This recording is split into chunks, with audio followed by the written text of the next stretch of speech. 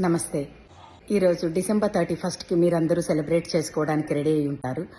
కానీ ఒక్కసారి ఈ రోజు ఖర్చు పెట్టాలనుకున్న డబ్బుని మీ పిల్లల భవిష్యత్తు కోసము, మీ రిటైర్మెంట్ కోసము, మీ తల్లిదండ్రుల పెళ్లిరోజు, పుట్టినరోజులకు, మీ అత్తమామల పుట్టినరోజుల కోసము, వారి ఆరోగ్య సమస్యల కోసము, వారు ఆరోగ్యంగా ఉండడానికో, దేనికో ఒకదానికి ఖర్చు పెట్టడానికి సేవ్ చేసుకోండి.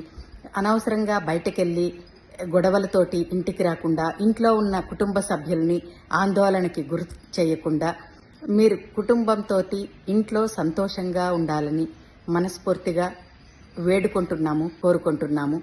మీరు ఆరోగ్యంగా ఉండడం మీ కుటుంబానికి ఎంతో అవసరం.